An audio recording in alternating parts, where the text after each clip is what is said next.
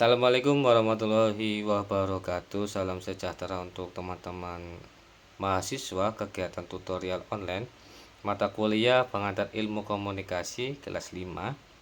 Kembali lagi dengan saya Tutor Aji yang akan menemani kalian dalam sesi 2, di mana sesi 2 ini membahas tentang pengertian dasar komunikasi yang meliputi definisi komunikasi dan proses komunikasi. Teman-teman tetap diminta untuk partisipasi aktif dalam menanggapi materi sesi 2 dan mendiskusikannya dengan teman-teman yang lain di forum diskusi. Nah, kemudian ada tes sumatif yang bisa digunakan kalian untuk mengetahui seberapa jauh kalian memahami daripada materi sesi 2. Kemudian dalam materi ini kalian bisa membacanya di modul 3 PMP Eskom 4101.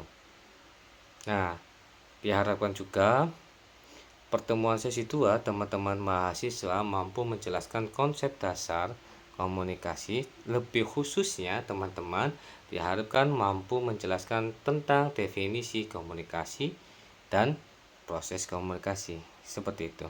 Dan jangan lupa kalian dalam kehadiran mengeklik tombol hadir yang menjadikan bukti kalian mengikuti pada pertemuan sesi kedua ini.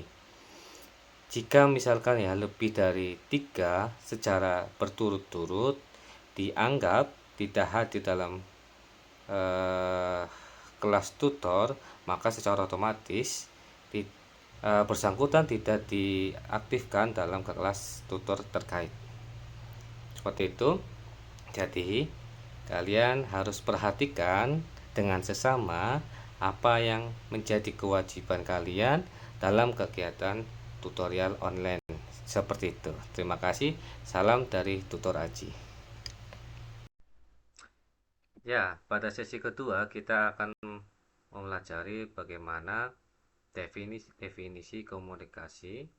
Yang sebelumnya kita telah pelajari bahwa komunikasi itu sangat dibutuhkan oleh manusia dalam kehidupan sehari-hari. Untuk apa? Untuk memenuhi kebutuhan-kebutuhannya. Nah, kemudian pada sesi 2 ini kita akan lebih spesifik, lebih khusus mengenai bagaimana para ahli memberikan definisi tentang komunikasi. Yang kedua, dalam proses terjadinya komunikasi, kita akan melihat seperti apa sih proses komunikasi seperti itu. Nanti kita akan pelajari pada komunikasi massa, kemudian komunikasi kelompok, kemudian ada kelompok komunikasi organisasi, dan yang terakhir adalah komunikasi antar individu. Mari kita simak pada slide berikutnya. Oke, definisi komunikasi yang pertama adalah pendekatan positivistik, di mana pendekatan ini mendefinisikan komunikasi sebagai suatu proses yang linier atau mekanisme, gitu, dimana mengasumsikan satu orang menjadi sumber yang aktif dalam mengirimkan pesan, yang kemudian yang kedua sebagai penerima pesan dia lebih pasif seperti itu. Dia bersifat mengirimkan pesan yang aktif, kemudian penerima pesan adalah pasif untuk mendengarkan daripada pesan-pesan yang disampaikan oleh sumber seperti itu. Yang kedua, pada pendukung humanistik atau transaksional, bahwa komunikasi tidak hanya seperti itu, tetapi mereka mengacu pada pemberian atau penciptaan makna daripada setiap apa yang disampaikan, gitu. Memberikan makna pada pesan yang disampaikan seperti itu. Oke, berikutnya. Ya, berikutnya bahwa definisi komunikasi itu terdapat 3. Yang pertama adalah derajat observasi, yang kedua adalah unsur kesengajaan, yang ketiga adalah kriteria normatif.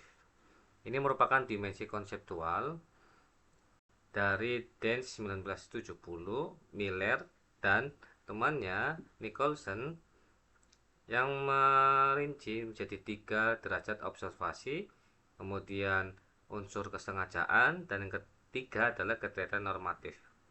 Nah, komunikasi pada derajat observasi ini masih terlalu abstrak, di mana komunikasi bisa jadi mencakup suatu proses komunikasi yang terlalu abstrak gitu tuh. Di sisi lain, suatu definisi komunikasi mungkin justru terlalu sempit, hanya terbatas pada cakupannya, yaitu pada alat-alat komunikasi. Seperti itu. Yang kedua, pada derajat kesengajaan atau unsur kesengajaan, di mana definisi bisa jadi tersusun karena memandang komunikasi sebagai suatu proses yang sengaja dilakukan untuk tujuan tertentu, misalkan menghibur, kemudian membujuk, atau memberikan informasi. Nah, seperti itu. Namun dapat juga tersusun karena memandang proses komunikasi sebagai sesuatu yang terjadi tanpa disertai dengan unsur kesengajaan, seperti itu. Tetapi apa? Ada di beberapa sisi kegiatan komunikasi di mana itu tergantung pada misalkan suksesan, kemudian perubahan, kemudian pemahaman tertentu daripada setiap orang, seperti itu.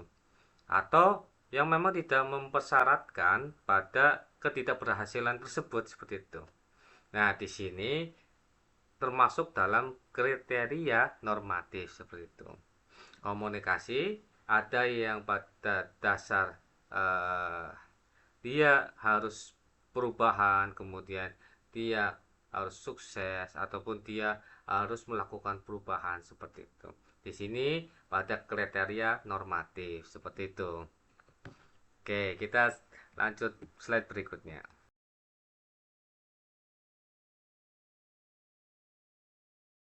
Oke, pada slide ini kita bisa melihat pada dua tabel.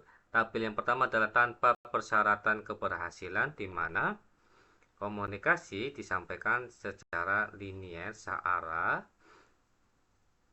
dari sumber ke penerima.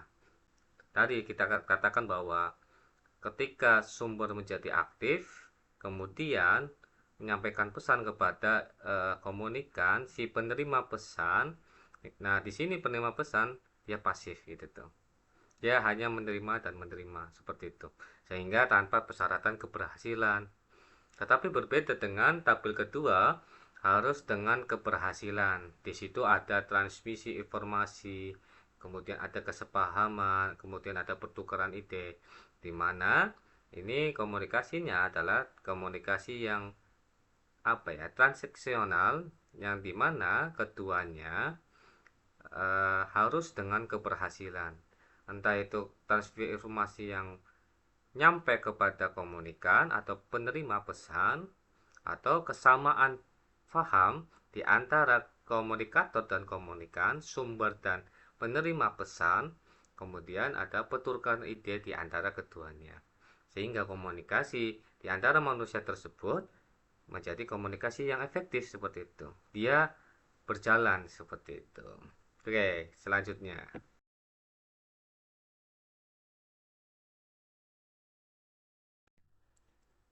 Pada komunikasi transaksional itu bagian daripada komunikasi yang dinamis yang terjadi dari aksi dan reaksi, seperti itu. Aksi dan reaksi yang terus-menerus terjadi, disitulah komunikasi transaksional. Oke, kita akan lebih mengenal pada komunikasi berikutnya, pada perkembangan teknologi yang kemudian kita namai dengan new media. Media baru di mana alat atau media untuk menjembatani manusia untuk berinteraksi dengan manusia lain di waktu dan tempat yang berbeda, gitu tuh. Dengan apa? Dengan teknologi, seperti itu. Dulu kita akan mengenal dengan kesenian, kemudian kenal dengan pertunjukan, drama, yang dimana itu menyampaikan pesan-pesan tertentu, yaitu kan.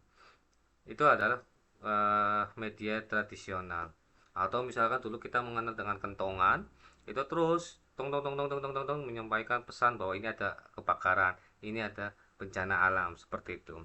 Atau kemudian pada perkembangannya media konvensional itu berkembang pesat seperti itu. Yang kemudian ada surat kabar, kemudian ada radio, ada televisi, ada film gitu tuh. Pada ranah berikutnya, pada ranah media baru. Media baru atau new media, di mana teknologi semakin berkembang, kita kenal dengan internet yang di dalamnya ada blog, ada website dan sebagainya. Kemudian ada situs jejaring sosial yang kita sering gunakan saat ini seperti Instagram, kemudian ada Facebook dan sebagainya. Nah, pada perkembangannya kita akan membahasnya pada slide berikutnya ya.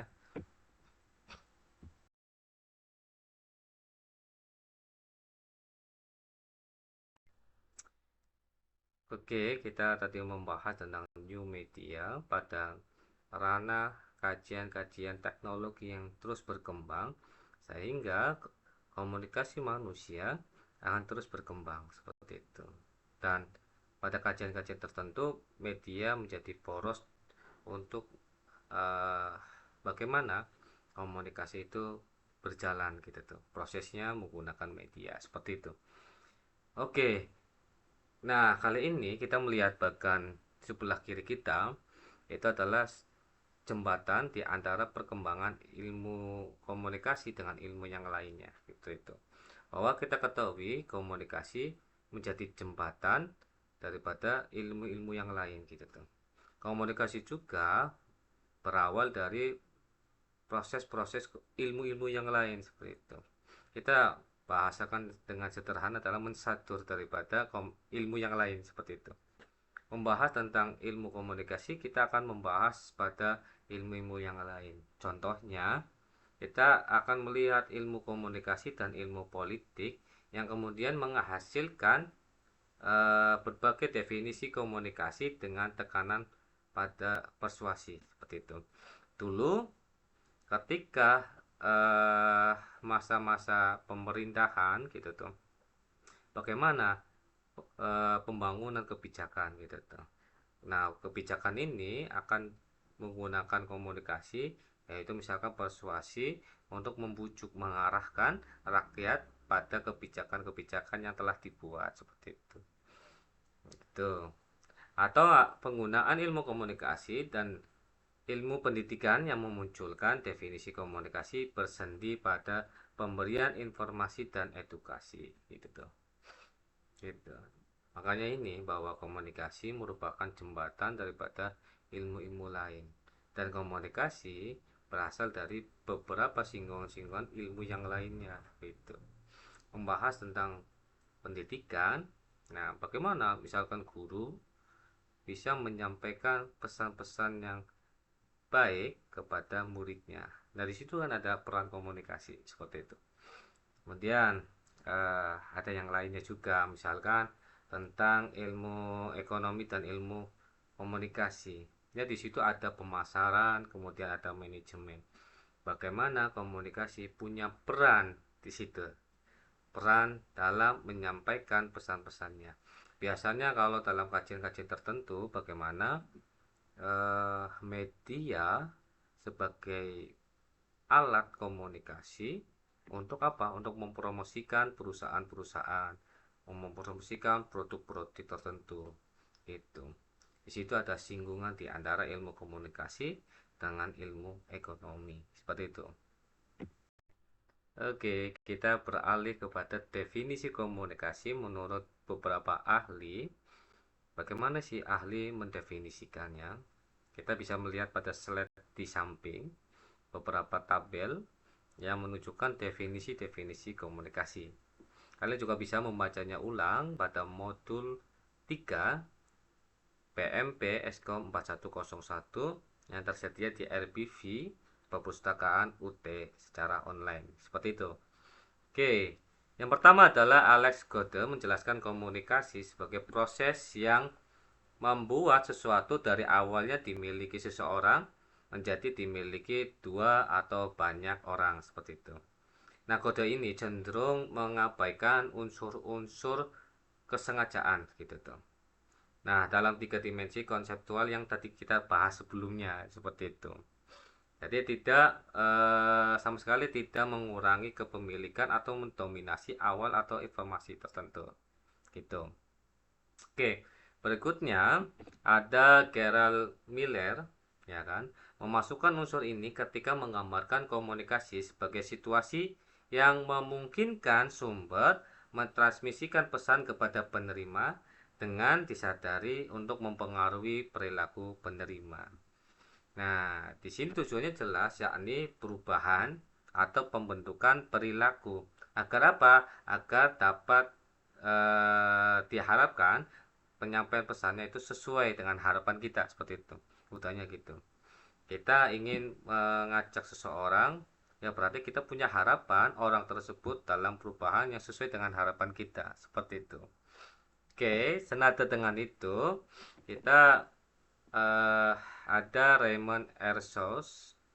Mungkin di sini kayaknya belum mencantumkan itu, bahwa suatu proses menyeleksi, memilih, dan mengirimkan simbol-simbol sehingga memandu pendengar membangkitkan makna atau respon pada pikirannya sehingga sama dengan maksud komunikator gitu tuh.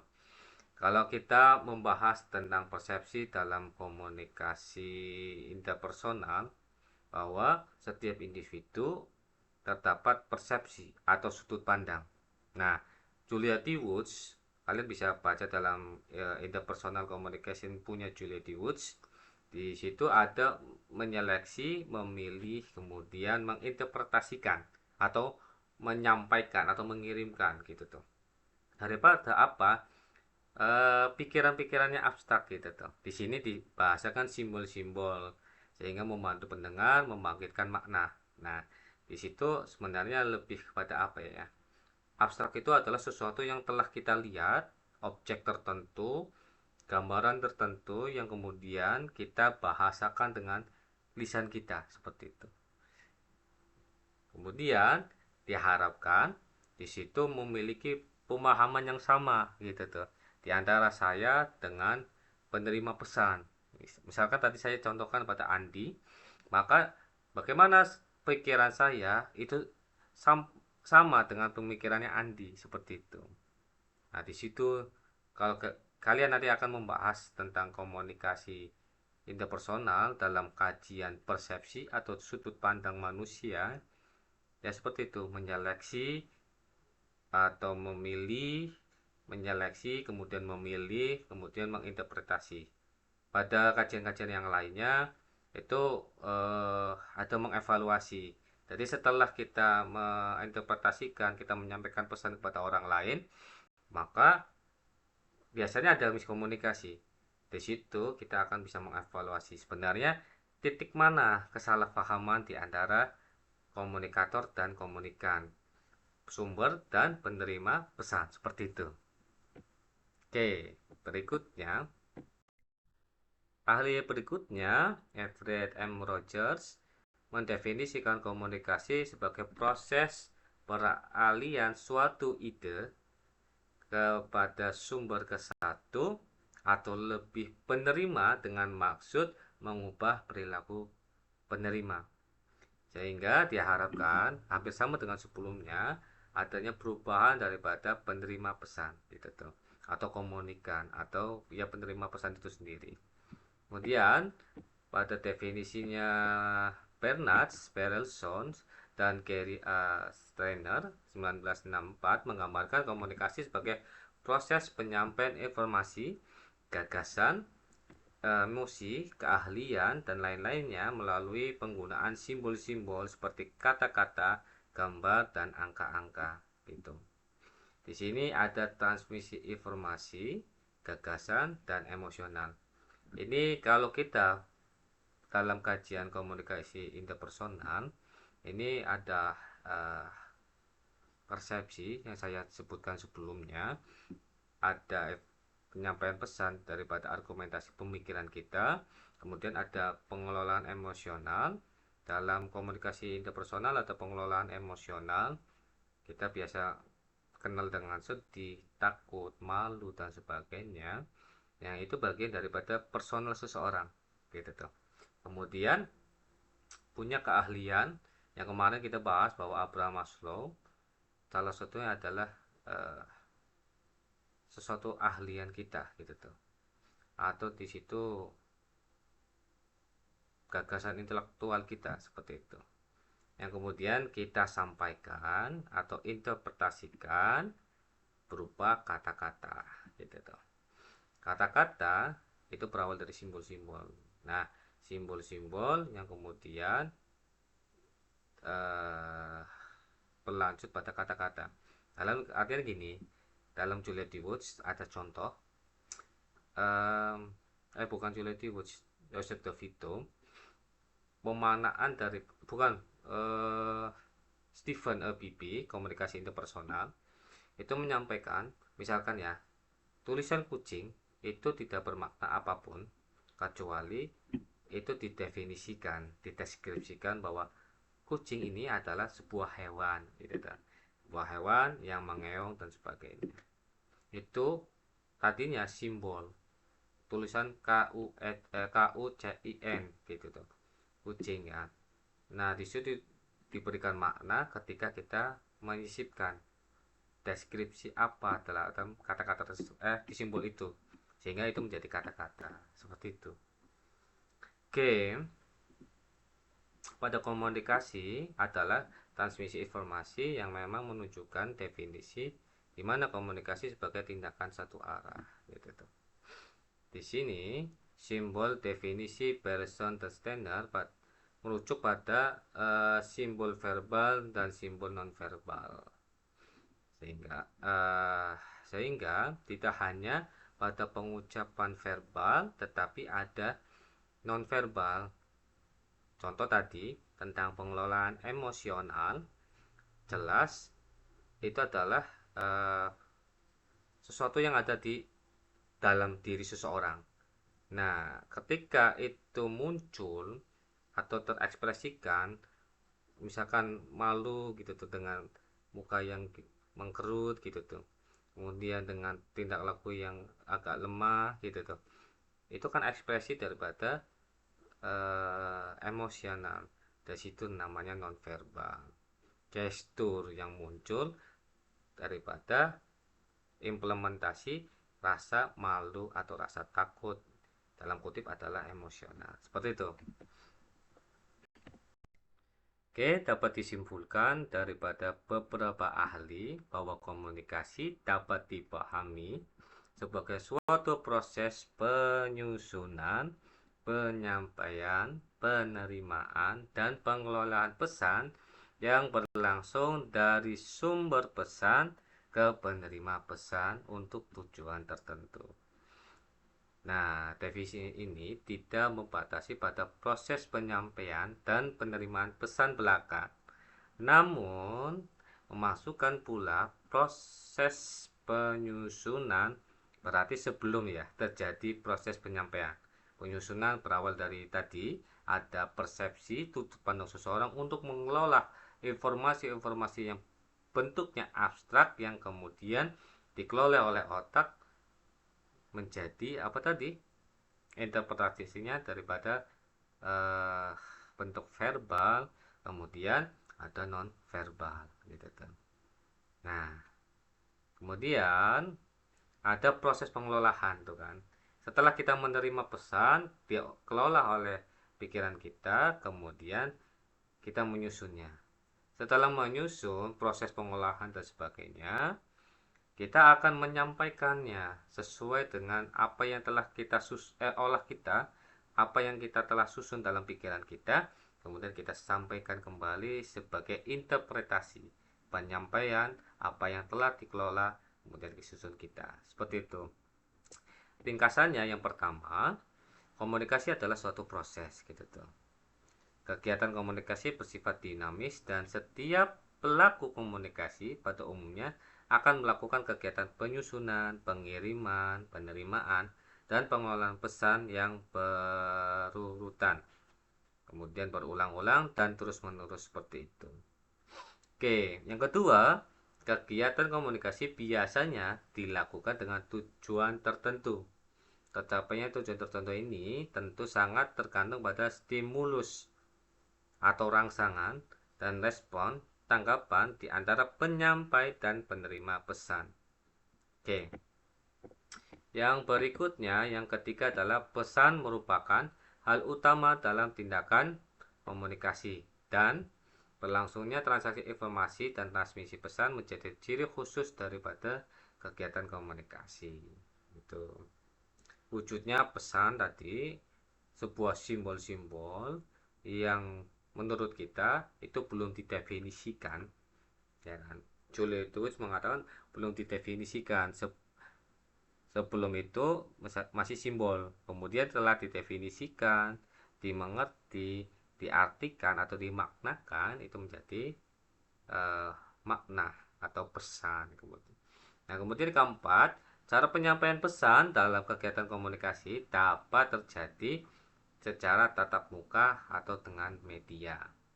Kita komunikasi interpersonal, kita bisa tatap muka, bertemu dengan komunikan atau penerima pesan secara langsung, atau kita bisa menggunakan alat-alat teknologi seperti sosial media untuk apa? Berinteraksi dengan seseorang di waktu dan tempat yang berbeda, tetapi bisa secara langsung berkomunikasi. Nah, seperti itu. Yang kelima, berdasarkan tadi piramida proses komunikasi, lihat pada modul pertama. Komunikasi terjadi pada diri seseorang, interpersonal, kemudian itu satu ya, individu satu dengan individu kedua. Nah, kemudian komunikasi kelompok dengan 2-3 orang atau lebih, beberapa kelompok yang memiliki paham tujuan bersama, gitu tuh, dengan konsep diri yang sama, seperti itu. Kemudian komunikasi organisasi yang memiliki struktural atau sistematika dalam sebuah organisasi yang memiliki visi dan misi atau tujuan bersama, seperti itu. Yang kemudian ada komunikasi massa, di mana kita bisa menyampaikan pesan secara massa menggunakan beberapa media, misalkan televisi, kemudian kita radio, yang pesannya itu tersampaikan secara massa, banyak gitu tuh. Tetapi kita kemungkinan peluang untuk membalas daripada pesan-pesan tersebut agaklah susah, gitu tuh. Iya kan? Kemudian keenam adalah tindakan komunikasi bersifat simbolis karena sejatinya merupakan proses penyusunan, penyampaian, penerimaan, pengelolaan pesan. Nah, di situ nanti kita akan membahas itu ada pada komunikasi interpersonal, khususnya pada kajian persepsi. Kalian bisa buka pada bukunya Julia DeWoods, Interpersonal Communication for Everyday. Kemudian bisa Joseph DeVito sama Interpersonal Communication, atau punya Stephen Beebe, Interpersonal Communication. Untuk yang Julia DeWoods saya sudah menemukan terjemahannya, kalian bisa mencari di Shopee ataupun yang lainnya. Terjemahan daripada komunikasi interpersonal itu membahas di bagian awal-awal bab, beberapa saya lupa, tentu tentang persepsi. Oke, atau Yusuf DeVito, filenya mudah dicari di internet, tinggal terjemah saja, dan itu enak banget itu tuh untuk kita sebagai pemula mempelajari komunikasi interpersonal. Oke, yang ketujuh, tindakan komunikasi dan sejalan perkembangan teknologi komunikasi.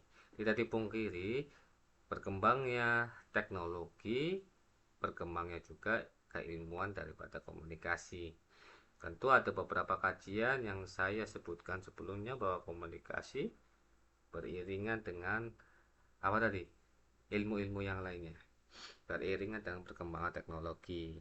Komunikasi membahas media-media tertentu, dan di situ ada proses daripada komunikasi itu sendiri.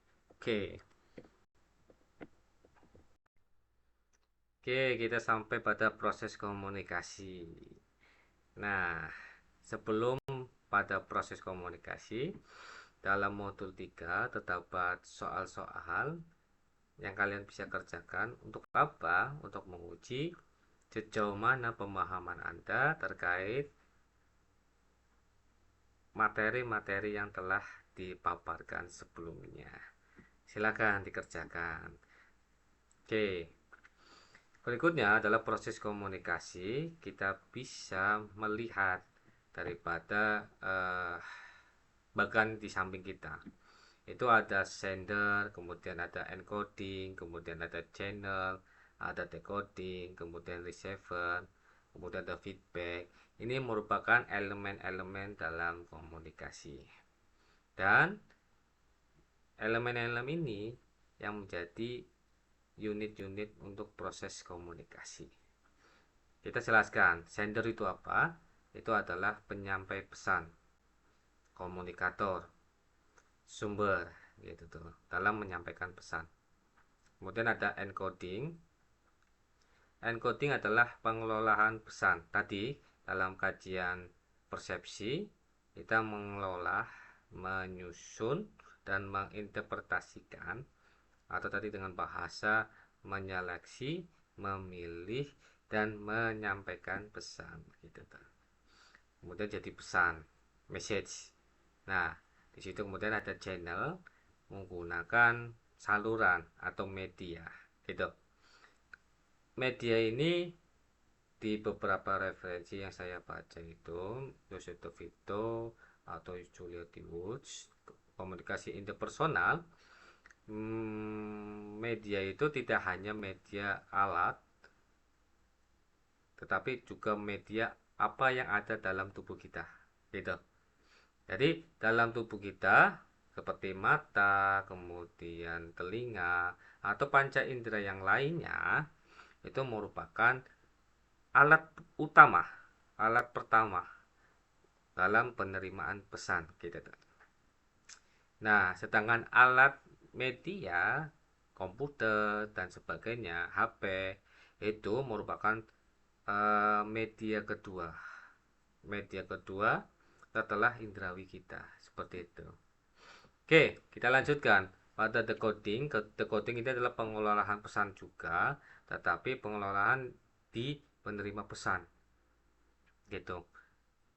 Kalau tadi sebagai sumber, menyampaikan, mengelola, menyusun, menyeleksi, menyusun.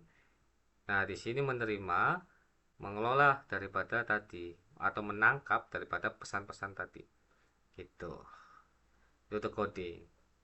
Kemudian diterima oleh receiver, penerima pesan.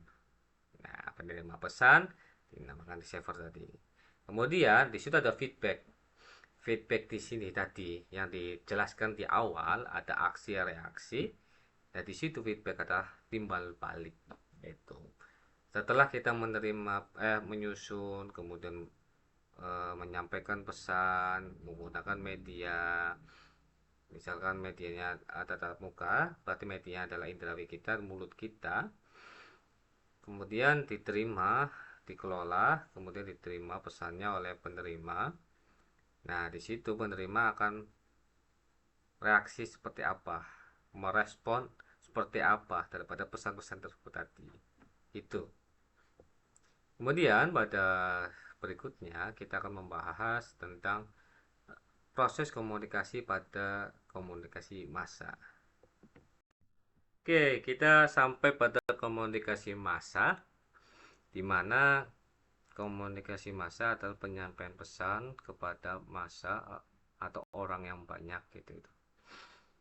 Oke, komunikasi massa itu banyak. Contohnya misalkan dalam salah satu kemarin ya, ketika kita dihadapkan dengan pemilu, kemudian ada calon DPRD atau calon dewan yang menyampaikan pesannya kepada masyarakat desa gitu tuh. Itu kan penyampaian secara massal. Nah, di situ proses komunikasinya ada calon dewan sebagai sumber, kemudian ada pesan yaitu pesan-pesan politik, janji-janji atau ya janji-janji, pesan-pesan berupa janji, kemudian diterima oleh masyarakat. Nah, di situ masyarakat sebagai receiver atau penerima pesan gitu tuh. Di dalam prosesnya itu berarti sederhana. Tadi menginterpretasikan apa-apa yang dalam pikirannya yang akan disampaikan tentang kebijakan-kebijakan yang akan dijalankan dalam eh, kurun 5 tahun sebagai dewan, itu yang mewakilkan daripada aspirasi rakyat gitu, gini gini gini gini loh gitu tuh. Kemudian disampaikan di situ ada eh, tadi proses yang sebelumnya seperti itu, ada penyusunan pesan, decoding, kemudian ada salurannya menggunakan mic, ada salon yang memancarkan suara, sinyal-sinyal itu tadi ya, sinyal-sinyal suara yang kemudian ditangkap oleh telinga daripada telinga masyarakat gitu. Oke, selanjutnya itu hal yang paling simpel. Ada hal yang paling rumit, yaitu misalkan eh, drama atau pertunjukan teater misalkan gitu tuh ya. Itu rumit di dalam penyampaian pesannya. Pertama, sebelum pada penyusunan, tadi kan ada penyusunan kan, penyusunan pesan.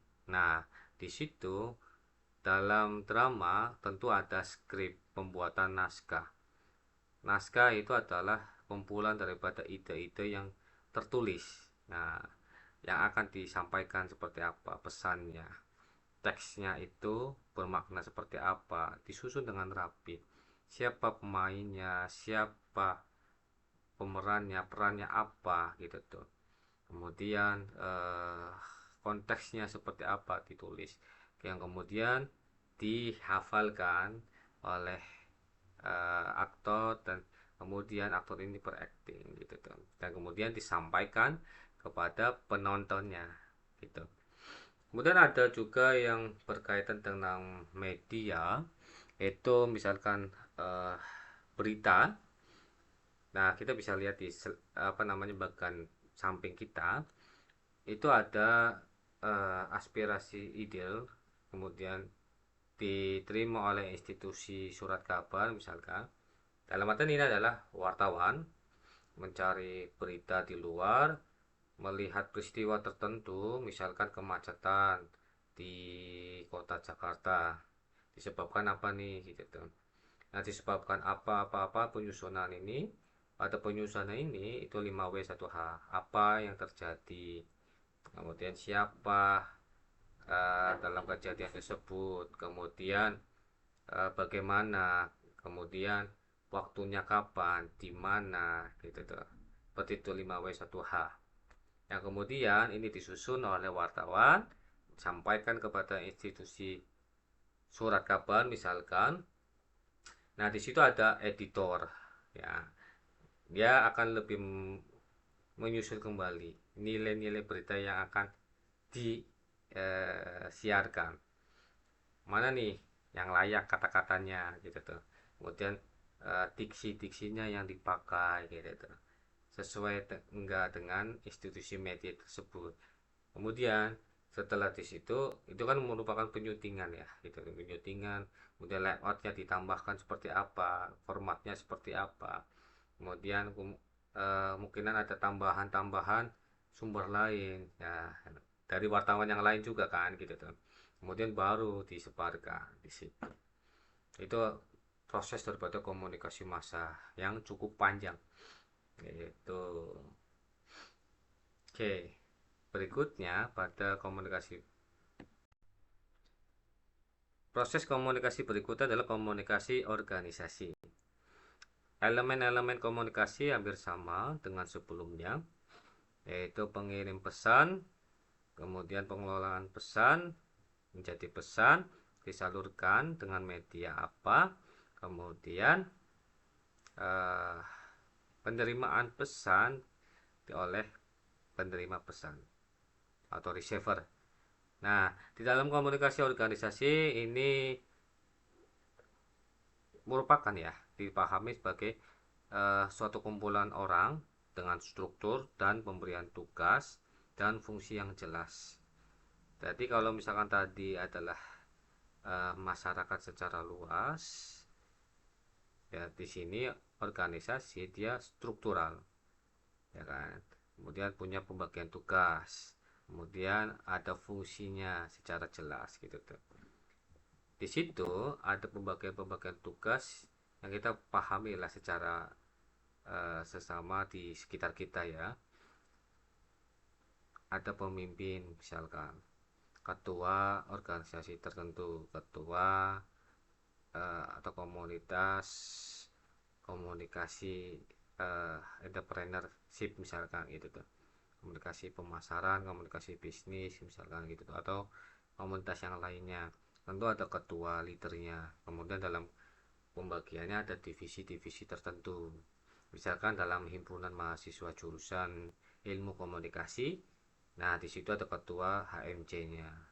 Kemudian dalam ketua ada divisinya, divisi lensa, divisi fotografi, divisi sosial dakwah dan sebagainya. Misalkan dalam komunikasi penyiaran Islam ya, jurusan komunikasi penyiaran Islam. Oke.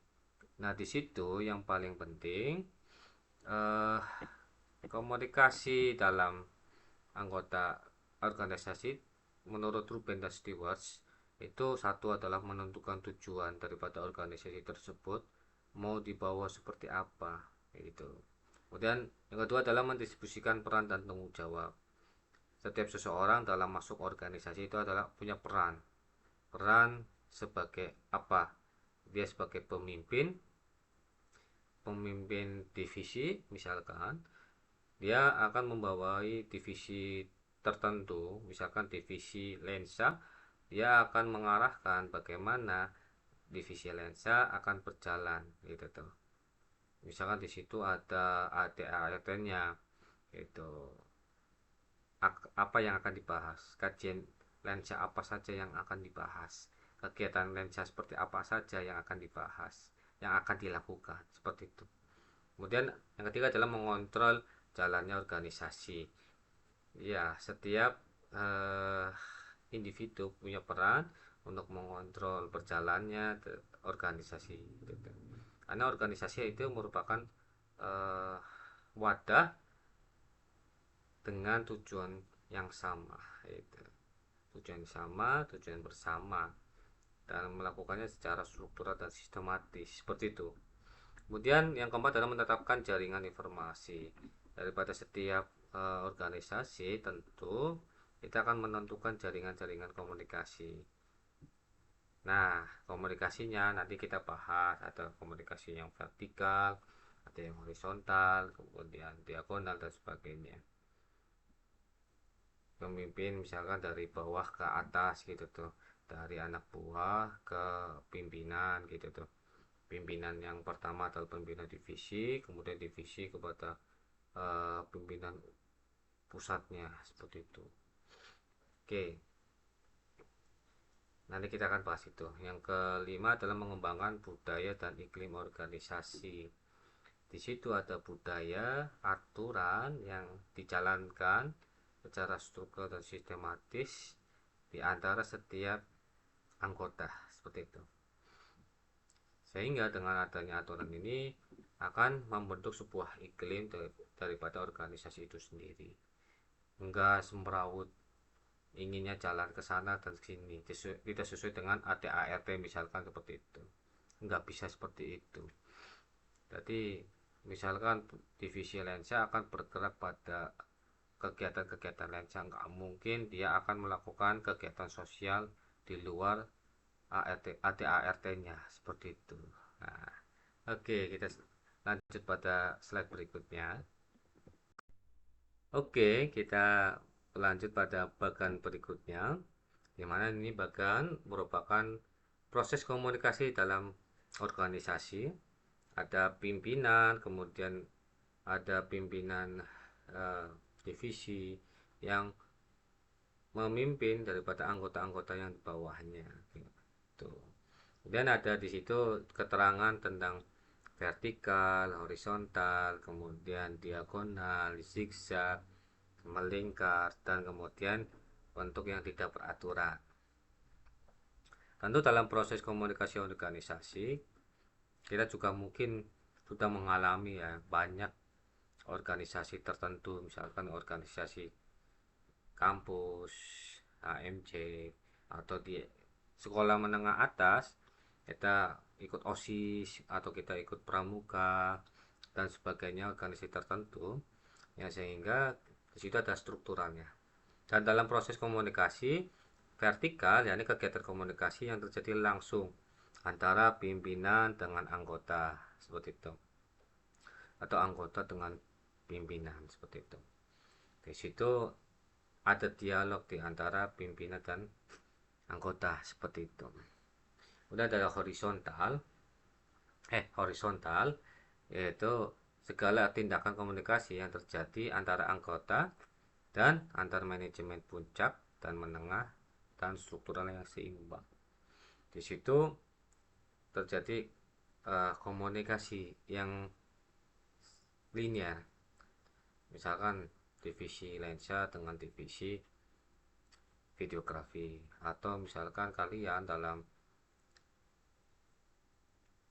OSIS misalkan ada sekbid, ketua sekbid keagamaan, ketua bidang kemanusiaan dan sebagainya ya, misalkan gitu tuh. Itu kan ketua dengan ketua, kemudian anggota dengan anggota, misalkan seperti itu. Gitu kan. Kemudian ada diagonal, yakni kegiatan yang terjadi antara anggota organisasi dan atasan tidak langsung di dalam organisasi. Jadi anggota organisasi ya kegiatannya seperti itu. Dan atasan tidak langsung dalam organisasi. Kemudian ada zigzag yang terjadi bila kegiatan komunikasi berlangsung antara anggota organisasi dan atasan tidak langsung, berlanjut pada atasan tidak langsung berikutnya, seperti itu. Zigzag misalkan anggota divisi lensa bertemu dengan anggota sinema, misalkan gitu tuh. Bukan anggota ya, ketua sinema, seperti itu. Kemudian melingkar bila kegiatan komunikasi berlangsung terus-menerus secara teratur dari anggota ke atasan langsung, ke atasan lebih tinggi lagi, ke pemimpin, ke bawahan langsung, ke bawah lebih rendah lagi, dan kembali kepada anggota. Jadi siklus adalah melingkar gitu toh. Anggota, kemudian pimpinan yang atasnya, kemudian pimpinan divisi, kemudian pada pimpinan langsung utama seperti itu. Dan nanti mungkin balik lagi ke bawah seperti itu. Melingkar sifatnya seperti lingkaran yang memutar gitu. Kemudian ada bentuk yang tidak beraturan, yakni saat kegiatan komunikasi berlangsung tanpa memperhatikan struktur dan biasanya bersifat informal. Di situ bukan kegiatan yang formal ya, antara anggota dengan pemimpin itu kita membawa status organisasi tertentu. Oke, berikutnya pada proses komunikasi yang berikutnya adalah komunikasi kelompok, di mana proses komunikasi yang terjalin di antara individu satu dengan yang lainnya terdiri dari 2, 3 atau bahkan lebih pada orang-orang yang memiliki kesamaan dalam konsep dirinya, kesamaan dalam berpikir, kesamaan dalam hobi, atau kesamaan dalam hal-hal tertentu seperti itu. Misalkan orang dengan teman sebayanya, dia akan berkumpul dengan teman-teman yang asik obrolannya, misalkan hobi mancing, dia akan berkumpul dengan orang-orang yang suka mancing seperti itu. Misalkan orang-orang yang senang musik, dia akan berkumpul dengan orang yang senang musik gitu tuh. Musisi berkumpul jadi satu. Itu komunikasi kelompok. Nah, komunikasi kelompok ini memiliki orientasi yang sama dalam perbincangannya seperti itu. Punya harapan yang sama dalam berkomunikasi seperti itu. Nah, di sini ditambahkan ada beberapa fase dalam apa tadi komunikasi kelompok oleh Ruben S. Stewart. Ada fase perkembangan kelompok ini, ada fase penentuan orientasi, fase terjadinya konflik, fase permunculan, fase penguatan gitu. Tentu dalam eh, kelompok, hubungan antar anggota kelompok dalam menumbuhkan, mempertahankan, serta mengubah wujud kelompok sangatlah ditentukan oleh keberhasilan anggota kelompok dalam proses komunikasi gitu tuh. Seseorang dalam orientasi tertentu, ya kesamaan orientasi tertentu, misalkan dia suka mancing, dia akan bertemu dengan orang-orang yang suka mancing gitu tuh. Di antara orang yang suka mancing tentu punya spesifikasi tertentu dalam keahliannya, kemampuannya dalam mancing seperti itu. Kita dalam orientasi pertama, tentu ya kalau berkaitan tentang komunikasi ada tahapan-tahapan perkenalan gitu tuh. Little John pernah membahas proses pengenalan seseorang dalam berkomunikasi dengan kelompok yang dengan orang lain. Tentu dengan hal ini adalah kelompok, anggota kelompok gitu tuh. Tentu ada tahapan pengenalan.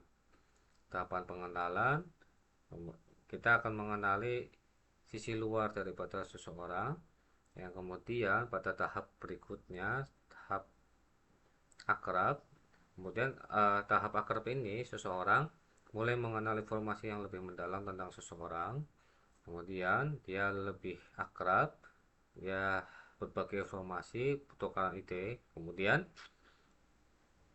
ada tahap berikutnya, tahap intim, yang benar-benar informasi tersebut uh, lumayan batasan-batasannya sudah mulai berkurang gitu tuh, sehingga berbagai informasi-informasi tertentu ya sangat luar biasa gitu tuh, tanpa ada batasan tertentu. Tetapi di sini ada tahap mulai konflik gitu tuh. Biasanya kan kita dengan orang tertentu sedikit miskomunikasi atau salah paham sehingga terjadinya konflik gitu tuh, walaupun kecil atau besar ya. Nah, di situ tergantung bagaimana seseorang memanajemen konflik itu sendiri. Situ. Kemudian setelah manajemen konflik, ketika dia manajemennya bagus, itu ada penyelesaiannya gitu tuh. Apakah dia berlanjut pada penyelesaian yang baik, maka dia akan berlanjut pada terus komunikasi berkelanjutan. Tetapi ketika manajemen konfliknya tidak bagus, kemungkinan ada uh, pemisahan daripada tadi ya namanya hubungan teman gitu tuh, hubungan uh, komunikasi seperti itu. Nah, di situ. Nah, di sini anggota kelompok tentu akan uh, bagaimana seseorang cenderung pada orientasinya tertentu. Dia akan berbicara pada tahap bagaimana dia akan melakukan sesuatu di dalam kelompoknya itu. Gitu. Misalkan saya dengan Andi, kemudian dengan tahap pengenalan, kemudian dengan anggota lain dia akan berbicara juga. Jadi tahapannya saya dengan Andi, Andi dengan misalkan Juli, saya dengan Juli gitu. Atau misalkan saya dengan keduanya gitu tuh. Itu kan komunikasi. Nanti pelaksanaannya biasanya individu dengan individu tentu ya, komunikasi yang lebih enak kan. Atau misalkan komunikasi duanya sekaligus, jadi keduanya menerima pesan yang sama, nanti tinggal bagaimana respon salah satunya gitu tuh. Maksudnya orang akan meresponnya gitu tuh. Misalnya Andi dengan Juli, ketika saya berbicara, misalkan Juli yang merespon seperti itu. Nah, di situ. Nah, di situ nanti bahan-bahan yang bisa kalian perhatikan gitu tuh. Ada berapa fase tadi ya? tanpa hubungan, tidak hubungan sama sekali, ada jaringan utama, jaringan yang dibuat oleh seseorang gitu tuh. Kemudian ada perkembangan yang dari misalkan saya kepada Andi, Andi kepada Juli, Juli kepada Maret misalkan ya, namanya Maret. Oke, Maret kepada Andi lagi, seperti itu perkembangan. Kalau misalkan pada fase yang keempat ada interaksi jaringan eh, di antara individu satu dengan yang lain, itu saling terkaitan gitu tuh. Gak ada yang namanya kekosongan komunikasi, seperti itu, sudah terjalin dengan baik seperti itu.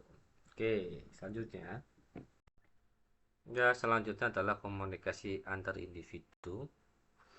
Dalam kajian komunikasi, paling terkenal adalah komunikasi interpersonal di kajian-kajian luar negeri, yaitu dengan istilah komunikasi interpersonal. Ada juga yang menggunakan dengan istilah komunikasi antar pribadi. Di sini dalam modul itu komunikasi antar individu. Ya, pada intinya sama, komunikasi yang dilakukan individu satu dengan individu yang lain. Gitu. Di dalam kajian-kajian secara sederhana, saya menggunakan bukunya Juliette Woods. Komunikasi interpersonal, komunikasi yang dimana ya, itu di antara personal dan personal. Gitu. Nah, kenapa saya membahasakan personal dengan personal, bahwa komunikasi itu eh, tidak pada objek yang mati, gitu tuh. Dalam Juliette Woods ada beberapa teori, ada komunikasi I it, ada komunikasi I you, ada komunikasi uh, I it, I you, I to, ya. Nah, komunikasi yang paling baik adalah komunikasi I to, di mana manusia menganggap manusia lain atau individu lain sebagai personal yang unik, di mana saya lebih mudahnya seperti ini. Saya ketika berkomunikasi dengan Anda, saya tidak melihat Anda sebagai objek, gitu. Yang ketika saya berbicara terus menerus tanpa melihat personal Anda, sifat Anda seperti apa, kemudian karakter Anda seperti apa, kemudian eh, perasaan Anda seperti apa, pengelolaan emosional Anda seperti apa, mental Anda seperti apa. Itu komunikasi IA. Kemudian sedikit contoh komunikasi IA atau yang komunikasi objek itu seperti kita dalam pelayanan toko, gitu tuh. Seseorang melayani barang kita, sedikit senyum, tidak ada interaksi informasi atau transfer informasi yang banyak, gitu tuh. Biasanya hanya saya beli, saya jual, gitu tuh, harganya sekian, sudah. Tidak ada tentang personal tertentu, gitu tuh, konsep diri seseorang.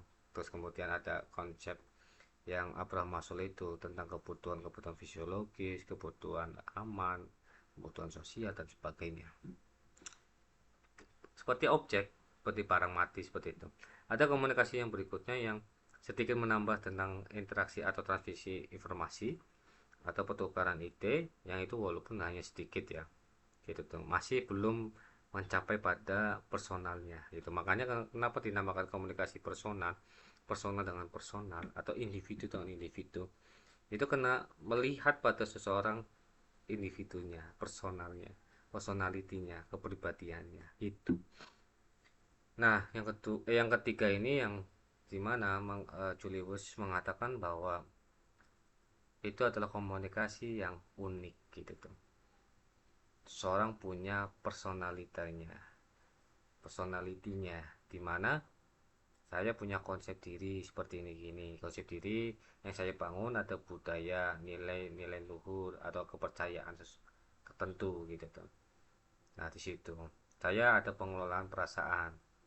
Ketika Anda berbicara seperti ini, saya seperti ini, gitu tuh. Gitu. Ada yang high context dan low context. Misalkan dalam kajian budaya, saya orang yang tutup poin gitu tuh, high, high context ya gitu tuh. Ada yang low context yang harus basa-basi terlebih dahulu sebelum pada intinya, seperti itu. Jadi komunikasi interpersonal itu tidak hanya berkaitan tentang bagaimana pesan ini tersampaikan pada orang lain gitu tuh. Ada banyak unit-unit yang harus dipelajarin. Unit yang pertama tentang persepsi. Ya, bagaimana seseorang menyeleksi, memilih, kemudian menyusun, kemudian menginterpretasikan atau menyampaikan daripada yang tadi telah dikelola. Nah, itu tentang sudut pandang. Kemudian ada tentang bagaimana seseorang komunikasi verbal. Bagaimana tadi dalam pikiran-pikirannya kemudian diwujudkan dalam lisannya gitu tuh. Nah, ada kajian tentang itu. Bagaimana memilih bahasa yang tepat. Bagaimana memilih kata-kata yang tepat. Bagaimana diksi-diksi yang tepat gitu tuh. Ada konotasi, misalkan denotasi. Konotasi pada makna yang mewakili manajer atau imajinasi tertentu gitu tuh. Ada denotatif yang pada makna aslinya gitu. Misalkan eh, denotatif pada makna aslinya, saya keluar siang-siang rasanya panas banget gitu tuh. Ini panas ya pada langsung makna artinya adalah rasa panas gitu tuh. Daripada apa, dari matahari. Kalau misalkan konotasi, misalkan dia orang yang ringan tangan ya gitu tuh, berarti orang yang suka menolong gitu tuh. Nah gitu kan, daripada kajian komunikasi verbal. Kemudian ada komunikasi non verbal, di mana itu ekspresi daripada apa yang ada dalam diri kita gitu tuh, entah itu ekspresi mental kita, kemudian ekspresi emosional kita, seperti itu. Di dalam komunikasi interpersonal juga ada beberapa kajian yang harus dipelajari juga, misalkan manajemen konflik dan sebagainya itu, dimana ya seseorang ketika berhubungan dengan orang lain, hubungan teman, sahabat, kemudian pasutri, pasangan suami istri dan sebagainya, tentu dalam perjalanan proses komunikasinya ada miskomunikasi, salah pahaman, sehingga terdapat gap atau eh, konflik tertentu yang harus diselesaikan dengan baik.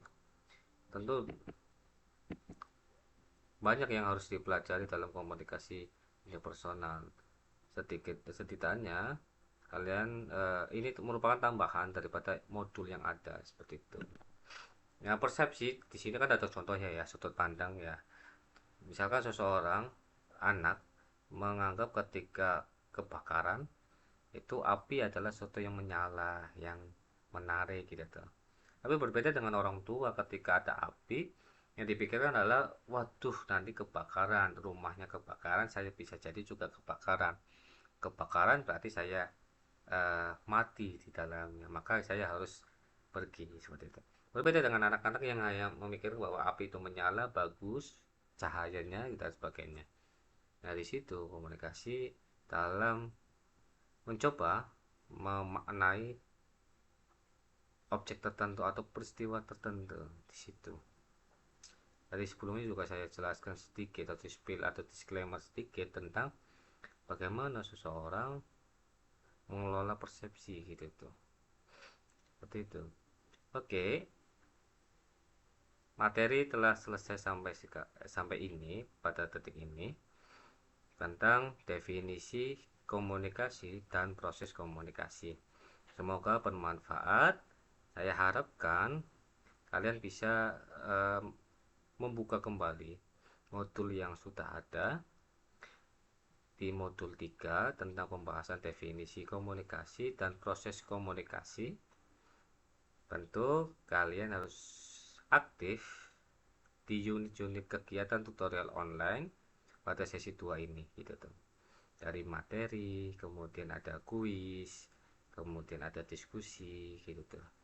Nah, kalian harus aktif di situ. Aktif dalam diskusi ini paling utama adalah berpacu pada modul ya.